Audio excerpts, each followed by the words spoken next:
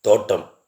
தோட்டத்தில் வீடு, தூய நறும் காற்று, குடிக்க கிணற்று நீர், குளிக்க வாய்க்கால், காற்றுக்கு மரங்கள், நடக்க ஏரிக்கரை, தாகத்திற்கு இளநீர், பசிக்கு பப்பாளி, தாளிக்க கறிவேப்பிலை, வீட்டுக்கு வெங்காயம், சமைக்க தக்காளி, காய்க்கு கத்திரி, பொரியலுக்கு கீரை, குழம்பிற்கு கொத்துமல்லி, புளிப்பிற்கு சிறுநெல்லி, கைச்செலவுக்கு பாகை புடலை, சாப்பிட வாழை, வெயிலுக்கு நொங்கு, பதநீருக்கு பனை, துவையலுக்கு தூதுவளை, மருந்துக்கு முருங்கை, சோற்றுக்கு நெல், எண்ணெய்க்கு தேங்காய், பழைய சோற்றுக்கு மிளகாய், மேய்ச்சலுக்கு நிலம், பாலுக்கு மாடு, விருந்துக்கு ஆடு, அசைவத்திற்கு கோழி, ஆசைக்கு புறா, ஆற்றில் மீன்கள், ஒடிக்க விறகு, வெடிக்க பூக்கள், கடிக்க மாங்காய்,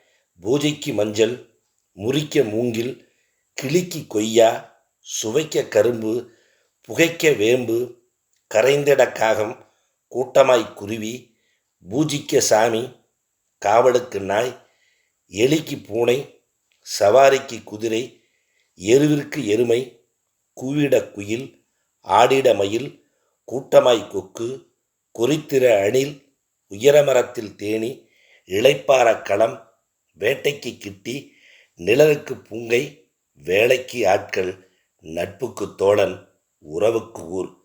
இப்படி இத்தனை வசதியும் எனது தோட்டத்தில் இருக்கு.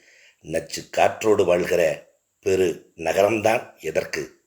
நன்றி.